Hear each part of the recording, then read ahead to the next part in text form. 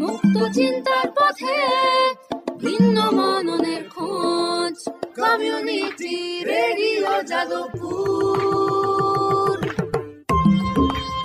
আপনারা শুনছেন community radio Jadavpur 90.8 megahertz.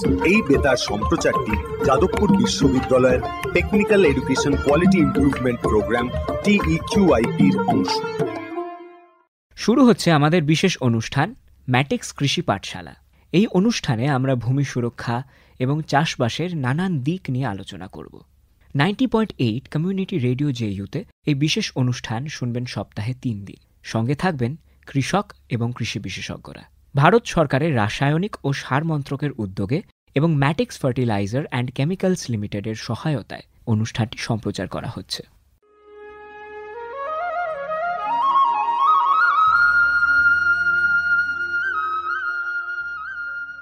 অর্থনৈতিক বিষয় সংক্রান্ত ক্যাবিনেট কমিটি তাদের 28 জুন 2023 সভায় পিএম প্রণাম নামক একটি প্রকল্প অনুমোদন করেছে। এই প্রকল্পের উদ্দেশ্য হল ধরিত্রী ও মৃত্তিকার পুনরুদ্ধার, পুষ্টি, উন্নতি সাধন এবং তা নিয়ে সচেতনতা বৃদ্ধি। গ্রামীণ স্তর থেকে শুরু করে আমাদের সকলের প্রচেষ্টা মাতৃভূমির যত্ন ও স্বাস্থ্য রক্ষার জন্য এই অনন্য পদক্ষেপকে ফলপ্রসূ করে তুলতে পারে। এই প্রকল্পের মূল লক্ষ্য হল কৃষিতে রাসায়নিক সার এবং কীটনাশকের অত্যধিক ব্যবহার দূর করা। বাড়তি ফলনের জন্য সার ও কীটনাশকের অতিরিক্ত ব্যবহার মাটিকে অসুস্থ করে তুলছে, কমিয়ে দিচ্ছে তার উৎপাদন ক্ষমতা। মাটির পুষ্টি আর সুরক্ষার জন্য প্রাকৃতিক অথবা জৈব সারের ভূমি পরীক্ষা ভিত্তিক সুষম ব্যবহার করা প্রয়োজন। পাশাপাশি দরকার জৈব ও প্রাকৃতিক চাষ পদ্ধতি এবং সম্পদ সংরক্ষণ প্রযুক্তি, যেমন সমন্বিত কৃষি ব্যবস্থা, ক্ষুদ্র সেচ, মালচিং, মাটির ক্ষতিকারক খনন না করা, ঘুরে ফিরে বিভিন্ন ফসলের চাষ ইত্যাদি। চাষবাসের এই টেকসই পদ্ধতিগুলো মাটির উর্বরতা বাড়াবে, পরিবেশ দূষণ কমাবে এবং দীর্ঘমেয়াদী উৎপাদনশীলতাকে শক্তিশালী করবে। সারের সুষম ব্যবহার শুধু মাটিই নয়, সার্বিকভাবে পরিবেশের স্বাস্থ্য রক্ষা করে। সুষম সার ব্যবহারের অর্থ হল উদ্ভিদকে তার প্রয়োজনীয় পুষ্টি উপাদানগুলি সঠিক পরিমাণে এবং অনুপাতে, সঠিক সময়ে এবং উপযুক্ত পদ্ধতিতে দেওয়া। সংশ্লিষ্ট রাজ্য বিশ্ববিদ্যালয়গুলি ইতিমধ্যেই তাদের এলাকায় উৎপাদিত ফসলের প্রয়োজন অনুসারে এর ডোজগুলি নির্ধারণ করেছে। সঠিক মাত্রায় সার ব্যবহার করলে ফলন যেমন বাড়বে, তেমনি বাড়বে ফসলের গুণমান। ভালোভাবে পোষিত মাটিতে ফলানো ফল, শাকসবজি ও শস্য প্রয়োজনীয় পুষ্টিতে ভরপুর আর সুস্বাদু হয়। ফলনের বৃদ্ধি আর উন্নত গুণমান আমাদের কৃষকদের জন্য নিয়ে আসবে বেশি মুনাফাও। শুধু বেশি ফসল নয়, উন্নততর ফসল আমাদের লক্ষ্য। এই কৌশলে লাভবান হবে প্রত্যেকে, আমাদের কৃষকরা, আমাদের পরিবেশ এবং সর্বোপরি আমরা সকলে। বিচার বিবেচনার সঙ্গে পরিপোষক ব্যবহার করলে কেবল ফলনই বাড়ে না, প্রজন্মের পর প্রজন্ম জমি থাকে উর্বর। সুতরাং আসুন, একটি উজ্জ্বল এবং স্থায়ী কৃষি ভবিষ্যতের জন্য আমরা সুষম সার ব্যবহারের প্রচার ও অনুশীলন চালিয়ে যাই।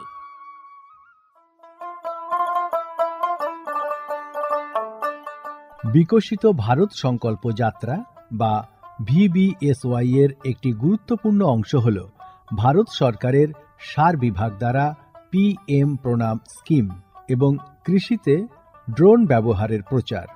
সারের সুষম ব্যবহার এবং ন্যানো সারের ব্যবহার নিশ্চিত করার কাজে সার বিভাগ বিভিন্ন সংস্থা ও মানুষকে নিযুক্ত করেছে, যেমন বিভিন্ন সার উৎপাদনকারী সংস্থা, প্রধানমন্ত্রী কৃষি সমৃদ্ধি কেন্দ্র বা PMKSK গুলি, ফিল্ড অফিসার এবং নোডাল অফিসারদের।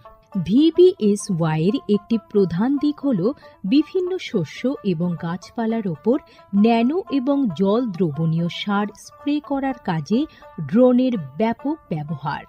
এই উদ্যোগের ফলে ২৯টি রাজ্য ও কেন্দ্রশাসিত অঞ্চলের বিভিন্ন জেলায় হাজার হাজার ড্রোন প্রদর্শন হয়েছে।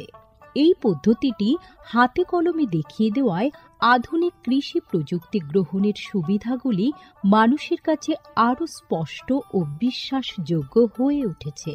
এই জনসংযোগ কর্মসূচিগুলি দীর্ঘমেয়াদী কৃষি অনুশীলনের সুফল সম্পর্কে নাগরিকদের অবহিত করতে একটা বড় ভূমিকা পালন করেছে। সারা দেশ জুড়ে লক্ষাধিক দর্শক ড্রোনের প্রদর্শনী প্রত্যক্ষ করেছেন। প্রচলিত ইউরিয়ার চেয়ে ন্যানো ইউরিয়ার উপকারিতা বিষয়ে সচেতন হয়ে কৃষকরা ন্যানো সার প্রয়োগে গভীর আগ্রহ দেখিয়েছেন।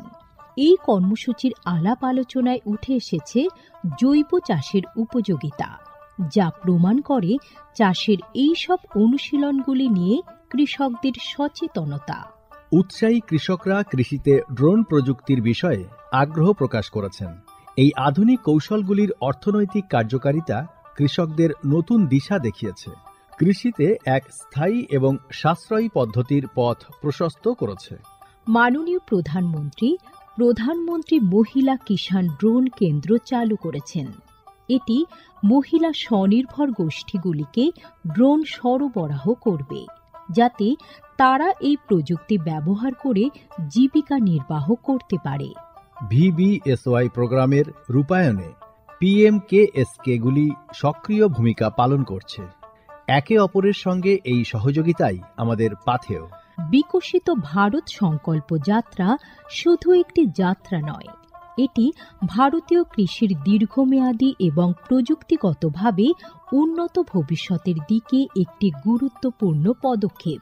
যাত্রাপথে এটি জাতির কৃষিকে সম্পূর্ণ পুনর্নির্মাণ করা, উদ্ভাবনকে উৎসাহিত করা এবং সবার জন্য একটি সবুজ, আরও সমৃদ্ধ ভবিষ্যৎ নিশ্চিত করায় অঙ্গীকারবদ্ধ। ড্রোন প্রযুক্তি, ন্যানো সার এবং দীর্ঘমেয়াদী কৃষি অনুশীলনের প্রচারের মাধ্যমে এটি কেবল সচেতনতায় তৈরি করছে না, আরও সমৃদ্ধ এবং পরিবেশ বান্ধব ভবিষ্যতের জন্য নব প্রযুক্তিকে গ্রহণ করতে কৃষকদের অনুপ্রাণিত করছে।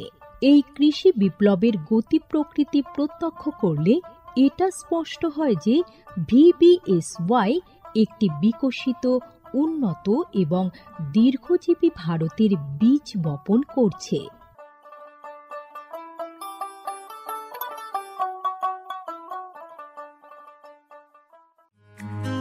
ভারতের যে সার কোম্পানিগুলি সবচেয়ে দ্রুত গতিতে বৃদ্ধি পাচ্ছে, ম্যাটিক্স ফার্টিলাইজার্স অ্যান্ড কেমিক্যালস লিমিটেড তার মধ্যে অন্যতম।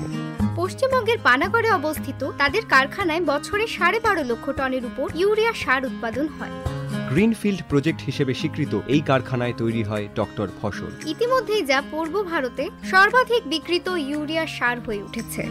কৃষি উন্নয়ন ও ভূমি সুরক্ষা, ক্ষুধা, অপুষ্টি ও দারিদ্র্য দূরীকরণ, গ্রামীণ এলাকা ও বস্তি উন্নয়ন, লিঙ্গ সাম্য, পরিবেশ, স্বাস্থ্য, শিক্ষা ইত্যাদি নানান বিষয়ের উপর জোর দেয় ম্যাটিক্সের CSR প্রকল্পগুলি।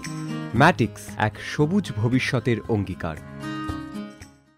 আপনি শুনছেন JU কমিউনিটি রেডিও 90.8 মেগাহার্টজ। শুরু করছি ম্যাটিক্স কৃষি পাঠশালার আজকের পর্ব। আমাদের আজকের পর্বের বিষয় কৃষিক্ষেত্রে ন্যানোসার এবং ড্রোন প্রযুক্তির প্রয়োগ। এ বিষয়ে আলোচনা করার জন্য আজ আমাদের সঙ্গে স্টুডিওতে উপস্থিত আছেন ডক্টর কৃষ্ণেন্দু রায়, সাবজেক্ট ম্যাটার স্পেশালিস্ট অ্যাগ্রোনমি, শস্য শ্যামলা কৃষি বিজ্ঞান কেন্দ্র, সোনারপুর। আপনাকে স্বাগত জানাচ্ছি আমাদের আজকের এই পর্বে। নমস্কার। নমস্কার। আমরা তো জানি যে এখন সর্বক্ষেত্রেই প্রযুক্তির একটা ব্যবহার চলছে। বিজ্ঞানের যে চরম একটা বিকাশ, সেটা আমরা সব ক্ষেত্রেই দেখি। তো কৃষিক্ষেত্রে আমরা যেটা শুনে থাকি যে ন্যানো সার প্রয়োগ করা হয় এবং ড্রোন প্রযুক্তির প্রয়োগ করা হয়। তো একটু শুরুতেই জানতে চাইব যে ন্যানো সার বলতে ঠিক কী বোঝায়? ন্যানো সার সাধারণত আমাদের উদ্ভিদ খাদ্য, যেগুলো যেই 17টি খাদ্য উপাদান রয়েছে, সেই খাদ্যগুলোকে ন্যানো দানা হিসাবে তৈরি করে ফসলে ব্যবহার করা, এটাই ন্যানো সার। তো এই ধরনের সার সাধারণত আমাদের যে সমস্ত প্রাথমিক গৌণ খাদ্য উপাদান রয়েছে, যেমন nitrogen, phosphorus, potassium, calcium, magnesium, sulphur ইত্যাদি, এমনকি যে সমস্ত অনুখাদ্য রয়েছে, জিঙ্ক, বোরন, কপার, ম্যাঙ্গানিজ, এই সবগুলিকে নিয়েই কিন্তু তৈরি হতে পারে। এদের মধ্যে যে কোনো খাদ্য উপাদান বা একের বেশি খাদ্য উপাদানকে নিয়ে কিন্তু আমরা ন্যানো দানা তৈরি করে ফসলে প্রয়োগ করতে পারি। এই খাদ্যগুলিকে ন্যানো ম্যাটেরিয়ালের মধ্যে আমরা কোটিং করি, বা খুবই খুবই ক্ষুদ্রাতি ক্ষুদ্র আমরা যেটা বলি যে 1 ন্যানোমিটার হবে 10⁻⁹ মিটার মোটামুটিভাবে এর সাইজ।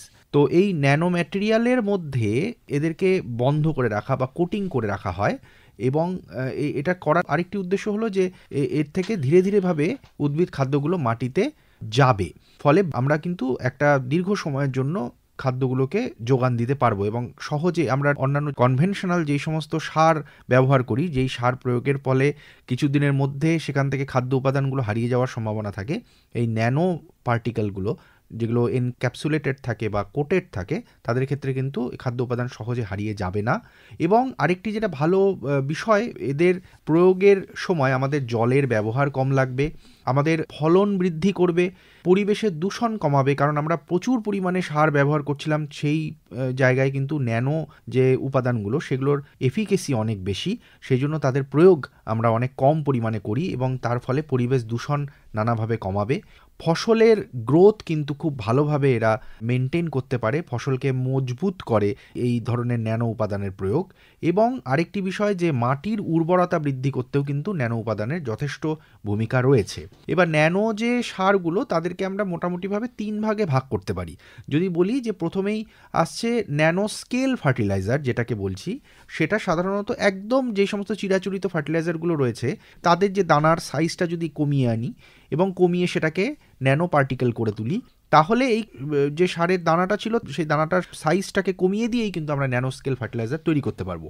মানে গুণগত কোনো পার্থক্য নেই? না, গুণগত সেরকম পার্থক্য থাকবে না, শুধু আকারগত পার্থক্য।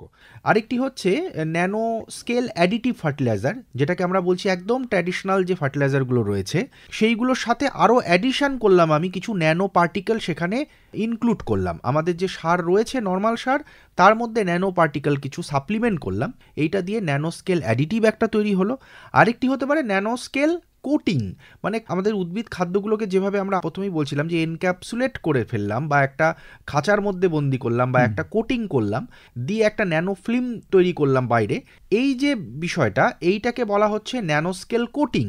এইবার বর্তমানে বাজারে বিভিন্ন রকমের ন্যানো ফার্টিলাইজার চলে এসছে, এবং সেটা কিন্তু আমাদের সরকার অনুমোদিত হয়েই এসছে, যেগুলোকে সরাসরিভাবে জমিতে প্রয়োগ করা যাতে যায় সেই হিসাবে বাজারে এসছে। যে কোনো সারের দোকানে গিয়েই তারা পাবেন। ন্যানো ইউরিয়া রয়েছে, ন্যানো ডিএপি রয়েছে, কিন্তু বর্তমানে আরও কাজ চলছে যাতে ন্যানো জিঙ্ক, কপার, আয়রন ইত্যাদিকেও বাজারে আনা যায়, যাতে করে আমাদের অনাবশ্যক সারের প্রয়োগটাকে আমরা কমাতে পারি। আচ্ছা, এই যে বললেন যে ন্যানো ইউরিয়া এবং ন্যানো ডিএপি এগুলো আমরা শুনে থাকি, তো এর সম্বন্ধে যদি একটু বলেন।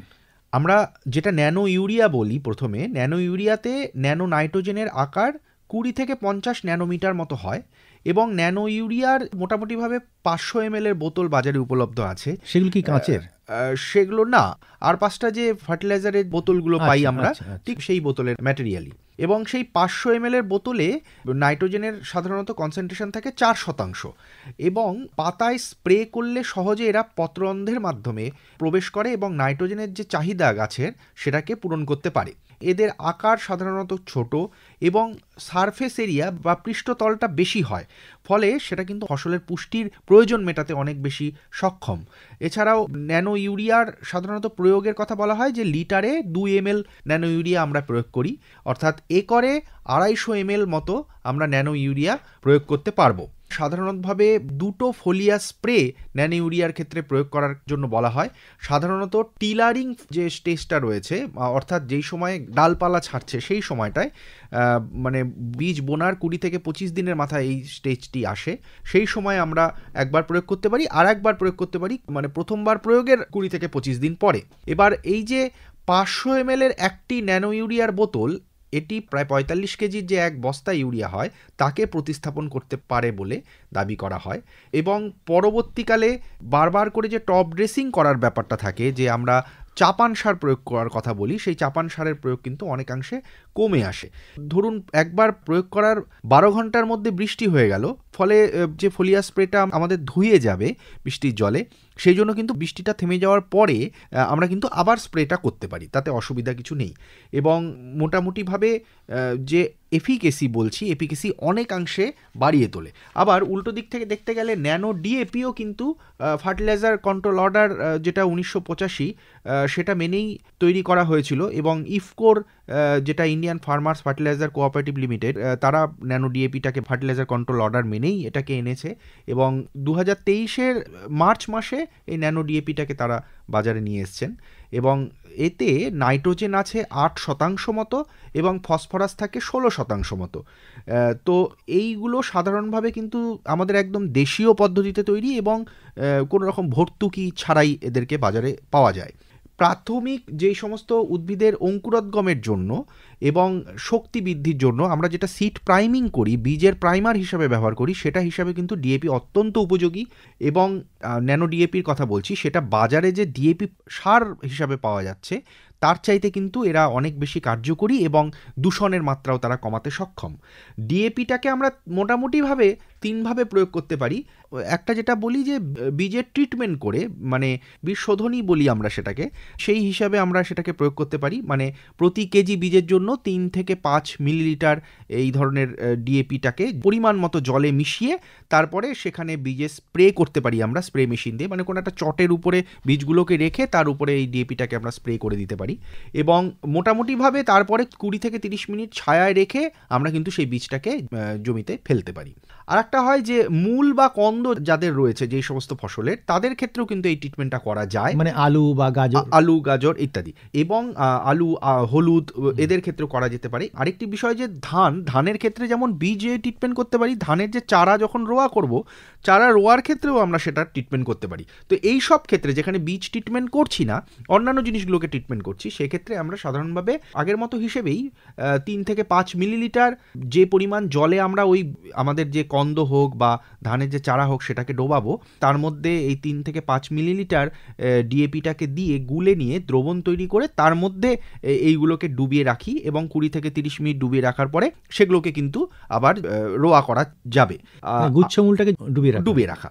এবং আরেকটি যেটা করা যায় ফাইনালি, সেটা হলো যে যেরকম ন্যানো ইউরিয়ার কথা বলা হচ্ছিল, সেরকম ন্যানো ডিএপিরও ফোলিয়ার ট্রিটমেন্ট করা যায়। ফোলিয়ার ট্রিটমেন্ট করলে প্রতি লিটার জলে 2 থেকে 4 মিলিলিটার হিসাবে আমরা মিশিয়ে তারপরে এটাকে 2বারে স্প্রে করতে পারি। প্রথমবারে যেই সময় শাখা পোশাখা আসছে এবং দ্বিতীয়বারে যে সময় মোটামুটিভাবে ফুল ফুটতে শুরু করেছে, এই 2 রকম সময়ে আমরা কিন্তু ফোলিয়া স্প্রে করতে পারি। এবং প্রয়োগ করার 12 ঘন্টার মধ্যে যদি বৃষ্টি হয়, ন্যানো ইউরিয়ার মতোই ন্যানো ডিএপিকেও কিন্তু আমরা নতুন করে আবার প্রয়োগ করতে পারি, সেক্ষেত্রে কোনো অসুবিধা নেই। সাধারণত ন্যানো ডিএপিও বর্তমানে যেটা ইফকোর যে ন্যানো ডিএপি এসছে, সেটা মোটামুটি 500 ml মতো পরিমাণে বাজারে উপলব্ধ। এছাড়াও করমণ্ডল এবং অন্যান্য বিভিন্ন সংস্থাও কিন্তু ন্যানো ফার্টিলাইজার তৈরিতে কিন্তু সবাই উৎসাহী হয়েছে। এই যে ন্যানো ফার্টিলাইজারের কথা বলছেন, যে বস্তা বস্তা সার দেওয়া লাগবে না, অল্প পরিমাণ সার দিলেই হবে, কিন্তু এই যে শুধু পরিমাণটাই কি কমছে নাকি কৃষক বন্ধুর খরচাটাও কমছে? কৃষক বন্ধুর খরচাও অনেকটা পরিমাণে ন্যানো যে সারগুলো ব্যবহার করলে কিন্তু কমবে। যেটা আমি ওই ন্যানো ইউরিয়ার ক্ষেত্রে যেটা বলা হচ্ছিল, যে সাধারণভাবে 225 টাকায় একটা বোতল আমরা ইফকোর যে ইউরিয়াটা আছে 225 থেকে 30 এটা মোটামুটিভাবে বাজারে উপলব্ধ। তো এই একটা বোতল সেটাতে যে পরিমাণ রয়েছে 500 ml, সেই 500 ml প্রায় 1 ব্যাগ ইউরিয়াকে কিন্তু প্রতিস্থাপন করতে পারে। তো 1 ব্যাগ ইউরিয়া মোটামুটি 45 কেজির ইউরিয়ার যদি আমরা বর্তমানে একদম বাজারে যদি দর দেখি, তাহলে সেটার যা পরিমাণ দাঁড়াবে, সেই যে দামটা দাঁড়াবে, তার চাইতে কিন্তু 1 বোতল ন্যানো ইউরিয়ার দামটা ডেফিনেটলি কম।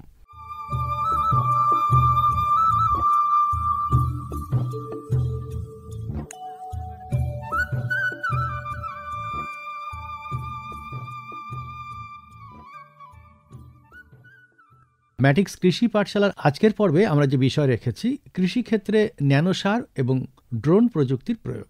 আমরা ন্যানো সার নিয়ে তো এতক্ষণ আপনার থেকে শুনলাম, এবার একটু ড্রোন প্রযুক্তি নিয়ে শুনবো। তো কৃষিক্ষেত্রের ভূমিকাটা ঠিক কতটা?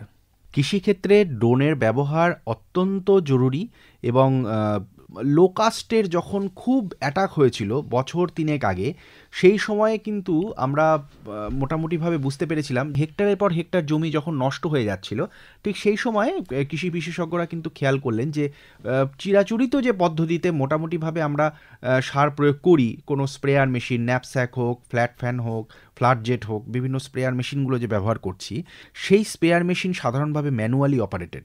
তো সেই ম্যানুয়ালি অপারেটেড স্প্রেয়ার মেশিনে হেক্টরের পর হেক্টর একটা জমি খুব অল্প সময়ের মধ্যে যখন আমাকে স্প্রে করতে হবে তখন কিন্তু প্রায় অসম্ভব। তো সুতরাং সেই সময়েই কিন্তু এই ড্রোন প্রযুক্তির কথাটা মাথায় এলো। 2021 আগস্ট মাসে প্রথম মিনিস্ট্রি অফ সিভিল অ্যাভিয়েশন থেকে ড্রোন প্রযুক্তির কৃষিতে ব্যবহারের কথা ভাবা হলো এবং তার পরবর্তীতে সেই নিয়ে কাজকর্ম শুরু হয়েছিল। এই হিসেবে ড্রোন প্রযুক্তি কিন্তু বর্তমানে জনপ্রিয় হয়েছে এবং খুব অল্প সময়ে বেশি পরিমাণ জমিতে বেশি প্রিসিশনের মাধ্যমে যাতে সার এবং কীটনাশক প্রয়োগ করা যায় সেই নিয়ে ড্রোন প্রযুক্তি নিয়ে কিন্তু প্রচুর কাজকর্ম চলছে বর্তমানে। এই ন্যানো সারও কি এভাবে আমরা প্রয়োগ করতে সুবিধা পেতে পারি? একদম, বিশেষভাবে যদি আমরা সারের কথা বলি, সার হিসাবে ন্যানো সারটাই একমাত্র প্রয়োগের জন্য সবচেয়ে ভালো হয়। তার কারণ আমাদের যে সমস্ত ড্রোনগুলো রয়েছে বাজারে, যেটা কৃষিক্ষেত্রে প্রয়োগ করা যায়, আমরা বলতে পারি কিষাণ ড্রোন হিসাবে পাওয়া যায় সেগুলোকে। সাধারণভাবে সেগুলো কিন্তু হেক্সাকপ্টার হয়, 6টা ডানাওয়ালা, এবং সেক্ষেত্রে 10 লিটারের তাদের ট্যাঙ্ক থাকে এবং এই 10 লিটারের ট্যাঙ্ক লিকুইডের জন্যও হতে পারে, আবার সারের 10 কেজির কিন্তু সেরকম ট্যাঙ্কও পাওয়া যায়। এইবার বিষয়টা হচ্ছে যে যখন আমি সারটাকে আমি ড্রোনের মাধ্যমে প্রয়োগ করব, আমাদের বিশেষ করে পশ্চিমবঙ্গের ফ্র্যাগমেন্টেড যে বিভিন্ন জমিগুলো রয়েছে তাতে খুব অল্প পরিমাণ জমি হয়তো একজন কৃষকের আছে, তার পাশের জমিতে হয়তো অন্য কিছু চাষ হচ্ছে, সেখানে এইভাবে সারটাকে ড্রোনের মাধ্যমে প্রয়োগ করাটা খুবই কষ্টকর বিষয় এবং সেখানে ড্রিফট হ্যাজার্ড হতে পারে, একটা জমির সার গিয়ে অন্য জমিতে গিয়ে সমস্যা তৈরি করতে পারে। সেই জন্য কিন্তু ন্যানো সার এক্ষেত্রে কিন্তু অত্যন্ত উপযোগী, ন্যানো সারের প্রয়োগ। এবং আমরা সাধারণত যেটা দেখি যে 20 মিনিট ধরে একটা ড্রোন কিন্তু চালনা করা যেতে পারে এবং 8 মিটার প্রতি সেকেন্ড হিসাবে স্পিডে এর মাধ্যমে কিন্তু প্রতি মিনিটে 0.85 লিটার আমাদের কিন্তু সার বা কীটনাশকের যে কোনো দ্রবণ হোক সেইটাকে কিন্তু আমরা প্রয়োগ করতে পারি এবং প্রায় জমির হাইট থেকে 5 মিটার হাইটে গিয়ে স্প্রে করা যায়। এবং যেই ব্যক্তি বা যে কৃষক আমাদের রিমোটটা যিনি কন্ট্রোল করছেন তিনি কিন্তু 2 কিলোমিটার ফ্লাইট রেঞ্জের মধ্যে দেখতে পাবেন, তার স্টেশনটায়, গ্রাউন্ড কন্ট্রোল স্টেশনটায় তিনি দেখতে পাবেন। সেটা কি খালি চোখে নাকি কম্পিউটারে? না, ওই ব্যাটারির মধ্যে যে স্ক্রিনটা আছে সেটাতে তিনি দেখতে পাবেন যে কতটা দূরে রয়েছে এবং এর মাধ্যমে কিন্তু আমরা খরচ কমাতে পারবো, কম সময়ে স্প্রে করতে পারবো এবং ক্যামেরা, সেন্সার ইত্যাদির ব্যবহারে আমরা কিন্তু অনেক কিছু জিনিস বুঝতে পারবো যে কতটা রোগ পোকার আক্রমণ হচ্ছে, মাঠের ফসল যেটা রয়েছে তার হেলথ কেমন রয়েছে, আমাদের জলের যে ব্যবহার প্রায় 90% মতো আমরা কমাতে পারি, যেটা পরিবেশ দূষণের দিক থেকে কিন্তু অত্যন্ত উপযোগী। এটা কিভাবে জলের ব্যবহারটা কমাবো? আমরা 10 লিটার যে ট্যাঙ্কটা ব্যবহার করছি, বলা হচ্ছে যে কোনো একটি কীটনাশক বা কোনো একটি দ্রবণ যেটা আমরা 1 একরে যে পরিমাণ ওই কীটনাশক বা সারটি ব্যবহার করতাম সেটা ততটা পরিমাণই আমরা ওই 10 লিটারের ট্যাঙ্কে দিয়ে ব্যবহার করব। মানে যদি আমি মনে করি যে 1 একরে আমার ধরে নিচ্ছি যে 300 লিটার মতো জল লাগছে বা 200 থেকে 300 লিটার জল লাগছে, সেটা ওই 10 লিটার জলে নিয়ে আমি কিন্তু প্রয়োগ করছি।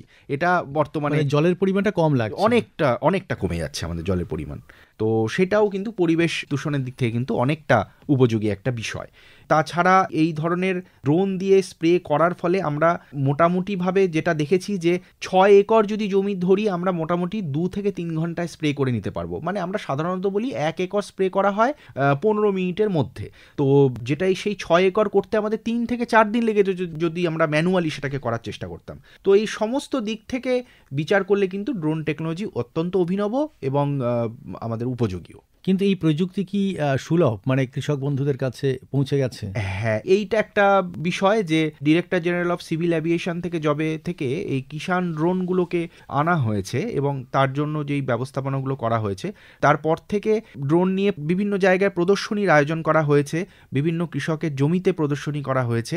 কিন্তু ব্যাপক হারে কৃষকরা এই ড্রোনটিকে জবে থেকে কিনবে এবং ব্যবহার করা শুরু করবে তবে কিন্তু এই প্রযুক্তিটি সফল বলে মনে করা হবে। কারণ এখন তো আমরা একদম বিশেষজ্ঞরা গিয়ে বিভিন্ন জায়গায় স্প্রে করছে, জবে থেকে কৃষকরা এটা কেনা শুরু করবেন তবে আমরা বুঝবো যে প্রযুক্তিটি কিন্তু ব্যাপক হারে প্রসার পেয়েছে বা ছড়িয়েছে।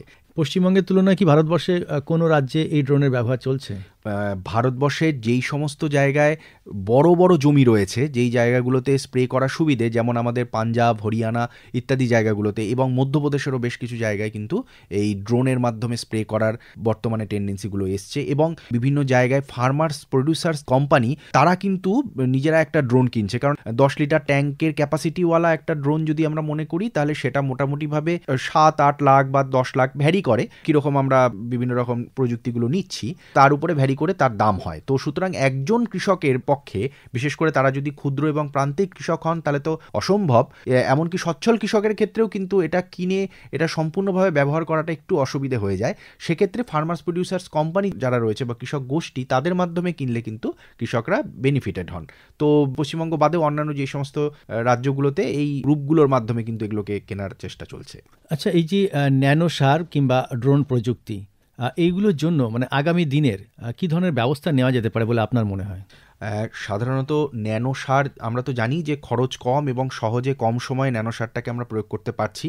তো সুতরাং ন্যানো সারের আরও বেশি করে যাতে কৃষকদের জমিতে প্রদর্শনী হয় এবং এটা পার্টিসিপেটরি রিসার্চের মাধ্যমে যদি হয়, যেখানে কৃষকরা নিজেরাও সক্রিয় অংশগ্রহণ করছেন, সেক্ষেত্রে আমরা কিন্তু ন্যানো সারের আরও বেশি করে প্রয়োগটাকে আমরা নিশ্চিত করতে পারবো এবং সেক্ষেত্রে আরও বেশি লাভ আমরা তুলতে পারবো। এবং ড্রোনের ক্ষেত্রে বলি, ড্রোনের ক্ষেত্রে যেমন বর্তমানে কাস্টম হায়ারিং সেন্টার যেগুলো রয়েছে আমাদের সরকারি উদ্যোগে যে সমস্ত সেন্টারগুলোর জন্য বলা হয় সবসময়, তো সেই সেন্টারগুলোকেও কিন্তু সুবিধা দেওয়া হচ্ছে যাতে সাবসিডির মাধ্যমে তারা এই ড্রোনগুলোকে কিনতে পারেন।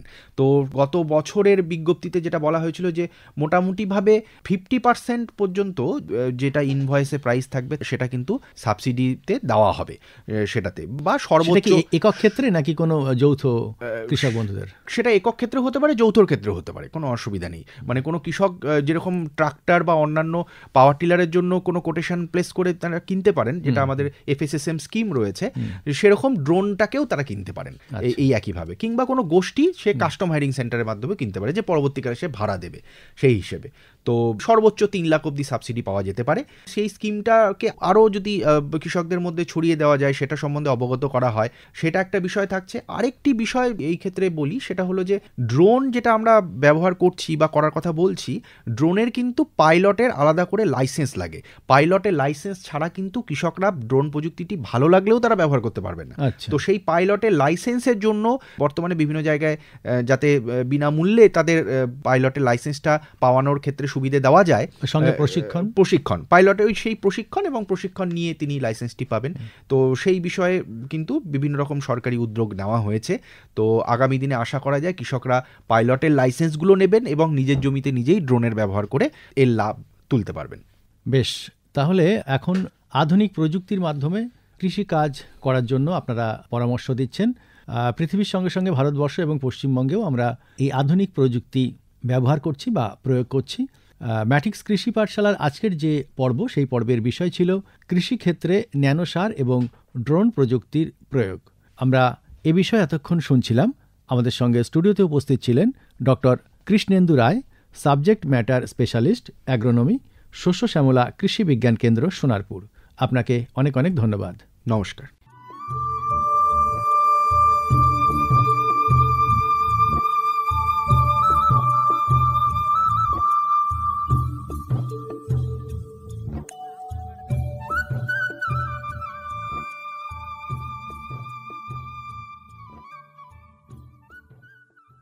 এতক্ষণ শুনলেন আমাদের বিশেষ অনুষ্ঠান ম্যাটিক্স কৃষি পাঠশালা। ভারত সরকারের রাসায়নিক ও সার মন্ত্রকের উদ্যোগে এবং ম্যাটিক্স ফার্টিলাইজার অ্যান্ড কেমিক্যালস লিমিটেডের সহায়তায় অনুষ্ঠানটি সম্প্রচার করা হলো। কেমন লাগলো এই অনুষ্ঠান আমাদের জানাতে পারেন 033-2457-2620 নম্বরে।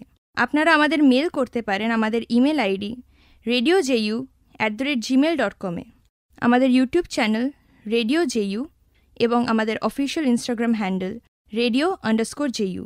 আজকের মতো ম্যাটিক্স কৃষি পাঠশালা এই পর্যন্ত। শুনতে থাকুন কমিউনিটি রেডিও জেইউ 90.8 মেগাহার্টজ। ভারতের যে সার কোম্পানিগুলি সবচেয়ে দ্রুত গতিতে বৃদ্ধি পাচ্ছে, ম্যাটিক্স ফার্টিলাইজার্স অ্যান্ড কেমিক্যালস লিমিটেড তার মধ্যে অন্যতম। পশ্চিমবঙ্গের পানাগড়ে অবস্থিত তাদের কারখানায় বছরে 12.5 লক্ষ টনের উপর ইউরিয়া সার উৎপাদন হয়। গ্রিনফিল্ড প্রজেক্ট হিসেবে স্বীকৃত এই কারখানায় তৈরি হয় ডক্টর ফসল। ইতিমধ্যেই যা পূর্ব ভারতে সর্বাধিক বিক্রিত ইউরিয়া সার হয়ে উঠেছে। কৃষি উন্নয়ন ও ভূমি সুরক্ষা, ক্ষুধা, অপুষ্টি ও দারিদ্র্য দূরীকরণ, গ্রামীণ এলাকা ও বস্তি উন্নয়ন, লিঙ্গ সাম্য, পরিবেশ, স্বাস্থ্য, শিক্ষা ইত্যাদি নানান বিষয়ের উপর জোর দেয় ম্যাটিক্সের CSR প্রকল্পগুলি। ম্যাটিক্স এক সবুজ ভবিষ্যতের অঙ্গীকার।